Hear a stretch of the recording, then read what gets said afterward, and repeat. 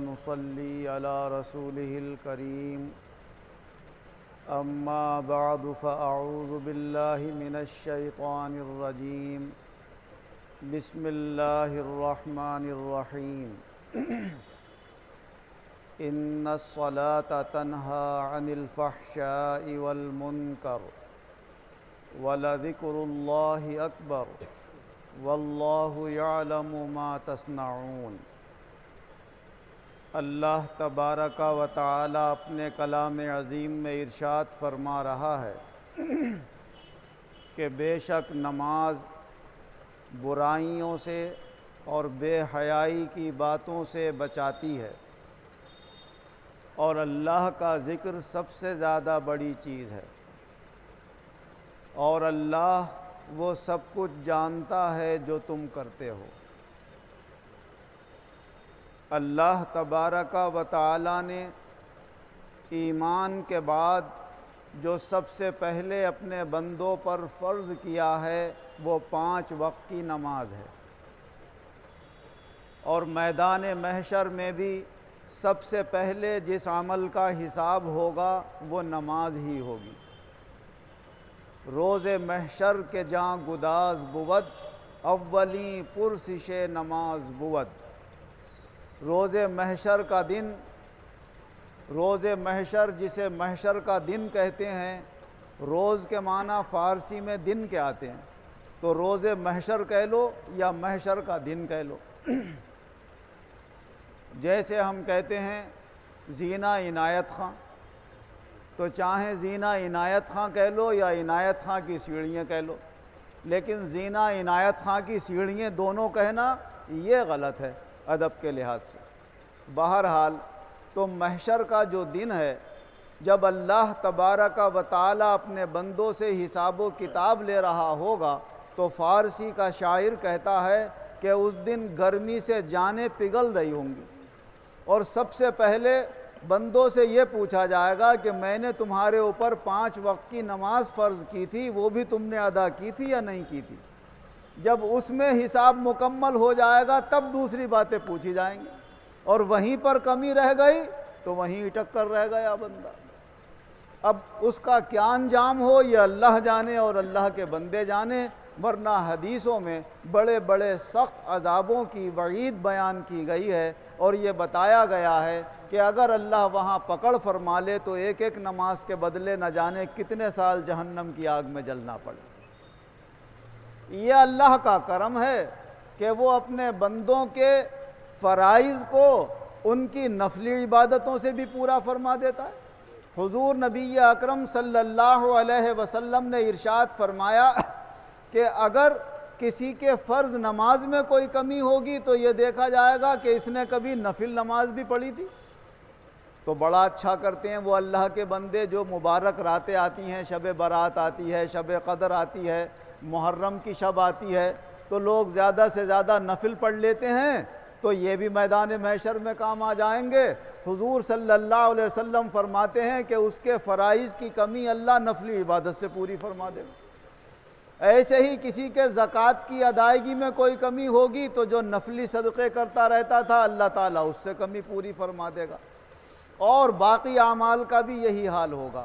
لیکن ان میں سب سے جو پہلا فرض ہے وہ ہمارے اوپر نماز ہے، اور نماز بھی جماعت سے پڑھنا سنت مؤکدہ ہے۔ سنت مؤکدہ قریب قریب واجب ہوتی ہے، جس کا مطلب ہے کہ بغیر عذر اور بغیر مجبوری کے آدمی کو جماعت کی نماز نہیں چھوڑنا چاہیے۔ ہاں کوئی عذر ہے، کوئی ضروری ایسا کام پیش آ گیا کہ جس کی وجہ سے وہ مسجد تک نہیں پہنچ سکا نماز کے ٹائم تک اور جماعت میں شریک نہ ہو سکا، تو پھر وقت کے اندر اندر اس نماز کو پڑھنے کی کوشش کرے، اور وقت میں بھی نہیں پڑھ سکا تو اس کی قضا کر لے۔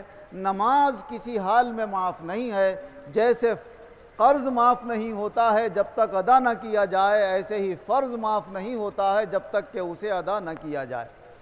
حضور نبی اکرم صلی اللہ علیہ وسلم نے ارشاد فرمایا کہ جس میں کھڑے ہو کر نماز پڑھنے کی طاقت نہ ہو وہ بیٹھ کر نماز پڑھے، اور جس میں بیٹھنے کی طاقت نہ ہو تو وہ لیٹ کر نماز پڑھ لے اور اشارے سے رکوع اور سجدہ کر لے۔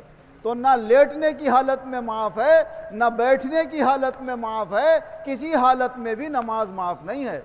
یہاں تک کہ اگر حضور صلی اللہ علیہ وسلم کے زمانے میں دشمنوں سے جنگ ہو رہی ہوتی تھی اور جنگ کے وقت نماز کا وقت آ گیا تو لڑتے لڑتے حضور نیت باندھ لیا کرتے تھے نماز کی، اور کہتے تھے آدھے لوگ ہمارے پیچھے کھڑے ہو جاؤ نماز میں، آدھے دشمن کے مقابلے میں چلے جاؤ۔ ایک رکعت انہوں نے پڑھی پھر یہ سیدھے کھڑے ہو گئے، دوسرے والے آئے انہوں نے اپنی رکعت پوری کر لی، پھر ایک رکعت ان کو حضور نے پڑھائی۔ تو قصر کی نماز ہوتی تھی، حضور صلی اللہ علیہ وسلم نے 2 رکعت پر سلام پھیر دیا اور باقی فوج نے ایک ایک رکعت اپنی پوری کر کے اپنا سلام پھیر لیا۔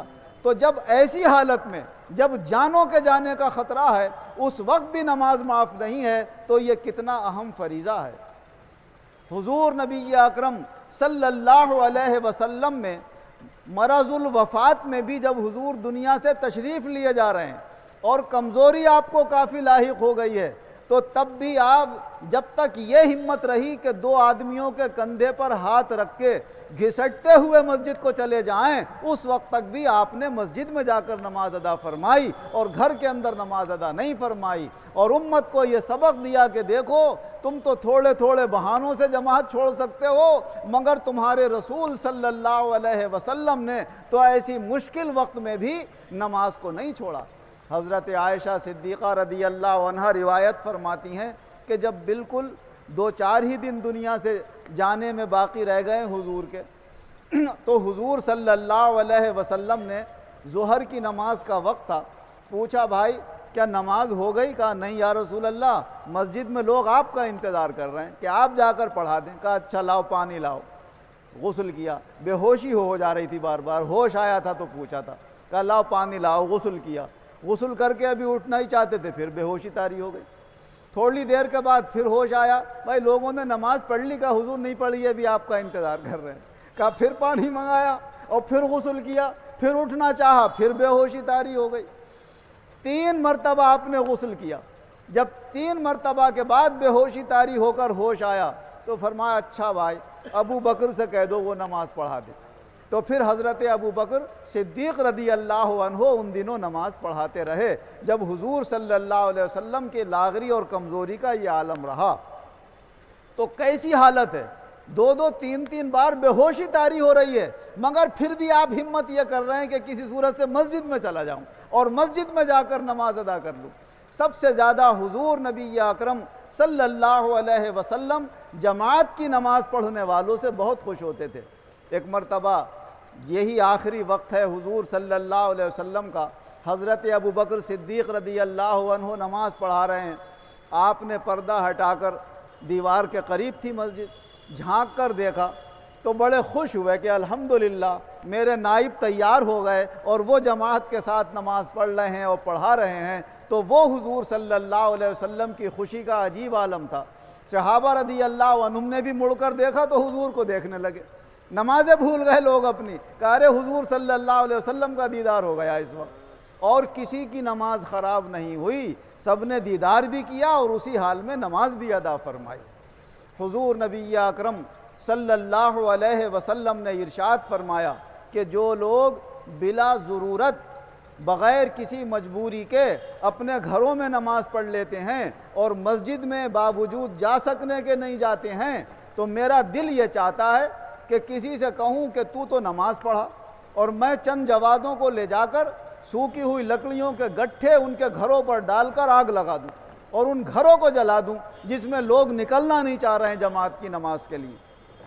مگر فرمایا گھر میں عورتیں بھی ہیں، بچے بھی ہیں، اس وجہ سے میں ان کے ساتھ یہ نہیں کرتا۔ تو حضور نے اہمیت بتائی جماعت کی کہ دیکھو اتنی اہم ہے، مگر رحم دل بھی اتنے کہ جلایا نہیں کبھی کسی کا گھر، بلکہ انہیں خبردار کر دیا۔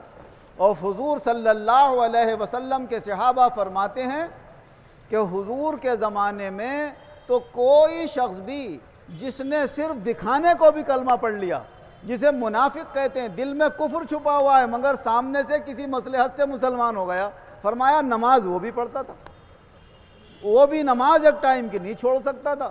اور حضور صلی اللہ علیہ وسلم نے فرمایا ہمارے اور دوسرے مذہب والوں کے درمیان جو فرق ہے وہ یہ نماز کا ہے، جو نماز پڑھتا رہا تو ہمارے اور دوسرے مذہب کے درمیان ایمان اور کفر میں جدائی رہی، اور سمجھ لو جس نے نماز پڑھنا چھوڑ دی تو وہ کفر کے قریب ہو گیا۔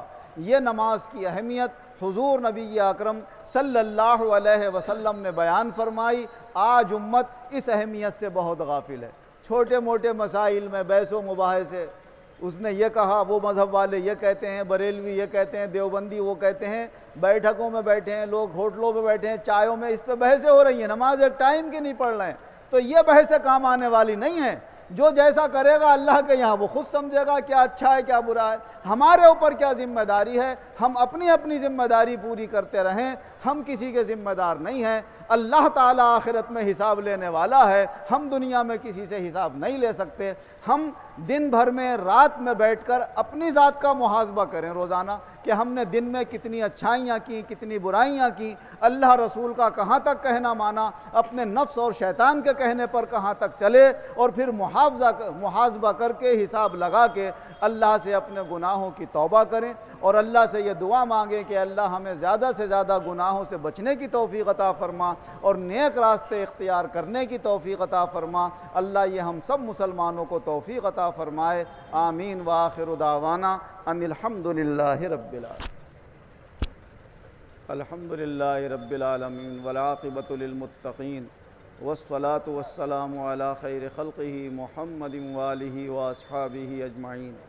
اے اللہ ہمارے گناہوں کو معاف فرما، آئندہ گناہوں سے بچنے کی توفیق عطا فرما۔ اے اللہ بے نمازیوں کو نمازیں پڑھنے کی توفیق عطا فرما، جو نمازی ہیں ان کے نمازوں میں اور زیادہ توجہ اللہ پیدا فرما۔ شیطان کے وسوسوں سے، نفس کے شرارت سے، دنیا کی محبت، دنیا کے ہوس، دنیا کے لالچ، دنیا کے دھوکوں سے ہماری حفاظت فرما۔ اپنی محبت، اپنے رسول پاک صلی اللہ علیہ وسلم کی محبت، اپنے دین کی محبت، اپنے مقبول بندوں کی محبت ہمیں عطا فرما، اور دنیا اور آخرت دونوں جہان میں ایمان و عزت کے ساتھ شاندار کامیابی عطا فرما۔ آمین۔